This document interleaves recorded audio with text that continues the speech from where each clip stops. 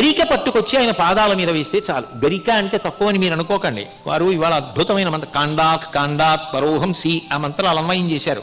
సహస్రపరమాదేవి శతమూల శతాంకుర సర్వగం హరతు మే పాపం దూర్వాదు స్వప్ననాశిని అంటారు. ఆ గరిక తీసి ప్రసాదం తల మీద పెట్టుకునేటప్పుడు అది వేదమంత్రం. గరికని ముట్టుకుంటే పాపములు తొలగిపోతాయి. ఆ కాండాత్ కాండాత్ పరోహంసి అన్న మాటకు అర్థం ఏంటంటే గరిక వెళ్ళేటప్పుడు వేళ్లు పెట్టుకుంటుంది. పెట్టుకుని ఇవాళ అక్కడ వేళ్ళు ఎడుతుంది, రేపు ముందుకెడుతుంది, అక్కడ వేళ్ళు ఎడుతుంది, మళ్ళీ ముందుకెడుతుంది, అక్కడ వేళ్ళు ఎడుతుంది. మీరు పైకి ఎత్తారనుకోండి వేళ్ళు వేళ్ళు వేళ్ళు వేళ్ళు దుబ్బుల్లో లేస్తుంది. నేను ఒకప్పుడు కొడుకు, ఒకప్పుడు మనవడం, కొడుకు, తర్వాత నేను పెళ్లి కొడుకు, తర్వాత నేను తండ్రి, ఇప్పుడు నేను తాత. ఈశ్వరుడు అనుగ్రహిస్తే ముత్తాతను కూడా ఈ శరీరంతో చూస్తా. ఆ గరిక అంత శక్తివంతం, కానీ విరివిగా దొరుకుతుంది. నా కోసం కష్టపడక్కర్లేదు. అది తెచ్చి నా పాదాల మీద వేయండి, మీకు ఇచ్చేస్తాను.